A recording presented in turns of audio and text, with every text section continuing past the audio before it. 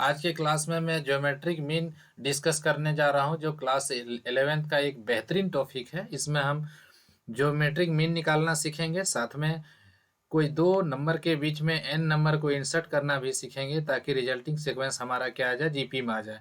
तो मैं यहाँ पे geometric mean of two number A and B is given by root under A B के बारे में बताऊंगा। तो ये कैसे रूट अंडर ए बी आएगा, कोई दो नंबर के बीच में ज्योमेट्रिक मीन अगर बोला जा रहा है, तो ये ज्योमेट्रिक मीन का मतलब क्या है।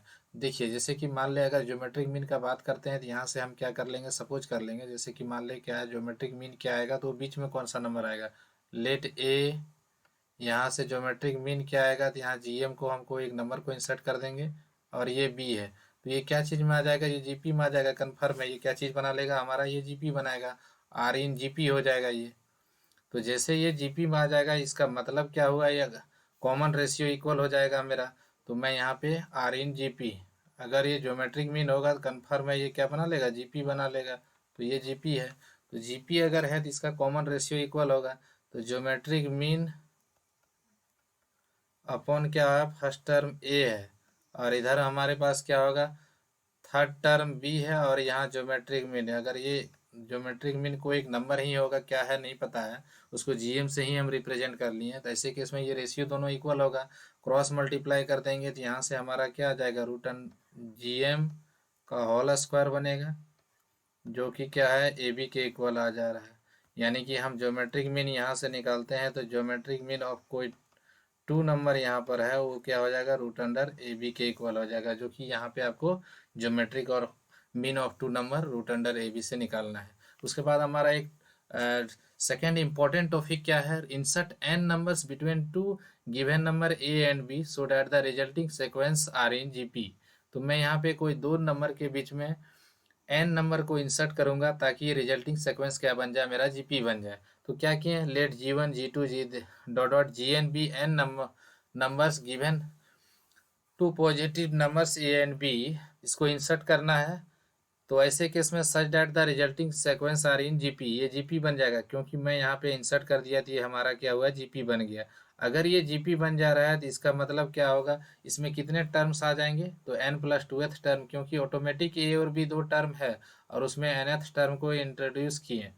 तो क्या बन गया, जी1 से लेकर जीएन तक, तो एन प्लस टू टर्म पूरा जीपी में बन गया, ये एन प्लस टू टर्म पूरा जीपी में बना, जिसका लास्ट टर्म हमें क्या मालूम चल गया, बी है। तो लास्ट टर्म निकालने के लिए हमें मालूम है जीपी के अकॉर्डिंग क्या फार्मूला क्या होता है लास्ट टर्म में जीपी में निकालने का। तो फार्मूला होता है लास्ट टर्म जीपी में निकालने का, एनथ टर्म निकालने के लिए फार्मूला हो जाता है A R to the power N minus one. तो मैं इसी का यूज़ करके क्या किया, बट यहाँ एन की जगह में क्या यूज़ हो गया है, यहाँ एन के जगह में क्या यूज़ हुआ है, एन के जगह में एन प्लस टू यूज़ हुआ है। तो यहाँ से एन प्लस टू जैसे यूज़ करते हैं, तो फर्स्ट टर्म ए हो गया, आर का वैल्यू यहाँ पे एन प्लस टू हो जाता है पावर में माइनस वन, तो क्या बच जाता है, N plus two minus one, N plus one बच जाता है। इसलिए यहाँ लास्ट टर्म तो हमारा बी है, तो बी इक्वल टू क्या होगा, A R to the power N plus one. ये हमें लास्ट टर्म जीपी का मिल गई, ये लास्ट टर्म हमारा जीपी का है। तो अगर मैं यहाँ से आर का वैल्यू निकालना चाहता हूँ, तो आर का वैल्यू क्या होगा, बी बाय ए। देखिए आर का वैल्यू कैसे निकलेगा, हम अगर यहाँ आर का वैल्यू निकालना चाहते हैं तो क्या मिलता है मेरे पास, तो आर को हम यहाँ आर का पावर एन प्लस वन को सेपरेट कर दिए, इधर राइट पार्ट में हमारा क्या आ जाता है, बी बाय ए आ जाता। तो अगर आर की वैल्यू निकालनी होती तो ये जो एन प्लस वन पावर में है, वो किसके इक्वल हो जाएगा, बी बाय ए का होल पावर क्या हो जाता है, ये एन प्लस वन हो जाता। एन हमारा यहाँ क्या बता रहा है, जितने नंबर को हमें यहाँ इंसर्ट करनी है वही एन की वैल्यू हो जाएगी। तो हमें फर्स्ट अगर टर्म जो इंट्रोड्यूस किया गया है उसका वैल्यू निकालना है, तो ए आर हो जाएगा, ये जीपी का सेकंड टर्म होगा, इसलिए ए आर हुआ, आर का वैल्यू रख देंगे, हमें सेकंड टर्म मिलेगा। सिमिलरली थर्ड टर्म निकालना है, जो कि इंसर्ट किया गया है वो सेकंड टर्म है, तो यहाँ से ए आर स्क्वायर मिला।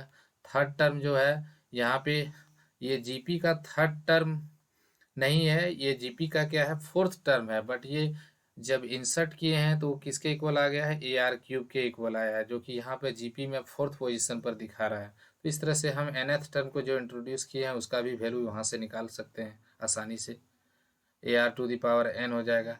तो मैं यहाँ पर क्या करता हूँ, इसी से रिलेटेड एक क्या करता हूँ, क्वेश्चन आपको बताता हूँ। तो देखिए, इसी से रिलेटेड एक क्वेश्चन जो है, insert two numbers between a 3 and 81 so that the resulting sequence are in GP.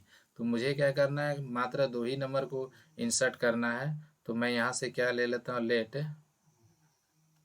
यहाँ 2 नंबर जो इंटरेस्ट करना है लेट 3, पहला नंबर को इंसर्ट करना है तो मैं इसको G1 सपोज कर लेता हूँ, और दूसरा नंबर को जो इंसर्ट करना है उसको G2 कर सपोज कर लेता हूँ, और नंबर हमारा लास्ट को होगा 81 होगा।